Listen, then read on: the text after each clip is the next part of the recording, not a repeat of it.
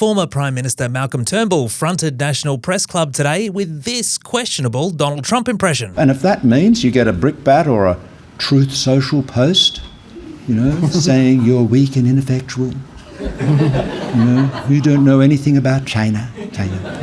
But he wasn't just doing dodgy impressions. He was also giving advice to Anthony Albanese and Peter Dutton on how to handle the American president. Trying to get into a race of who can do the most sucking up, particularly with Mr. Trump, as I know from direct experience, is not the way to advance your interests or your nation's interests. Let's be honest, Turnbull's advice in this regard is about as useful as a screen door on a submarine.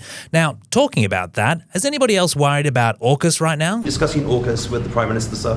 What does that mean? You could make the case that the less Trump knows about AUKUS, the better, but even still, there are some doubts about the chances of us ever getting 3 to 5 Virginia-class submarines as part of the deal. But if that happens, what is Australia's plan B?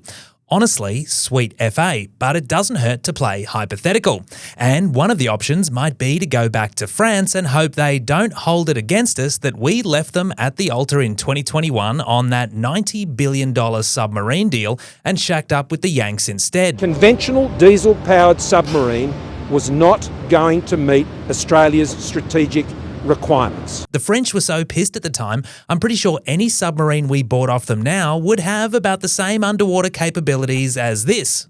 So is there anyone else we could buy a few subs off? Well, I'm glad you asked. The Germans have this nifty hybrid electric number, the BMW of the seas, if you will. And the Japanese have the Soryu class. FYI, Soryu means Blue Dragon, which probably strikes more fear into the hearts of our enemies than the existing Collins-class submarines do. At the moment, the Australian Navy has just one fully operational Collins-class submarine. Sweden, Spain and South Korea also flog subs, but the lead times and capabilities probably mean that sticking with AUKUS is still our best bet.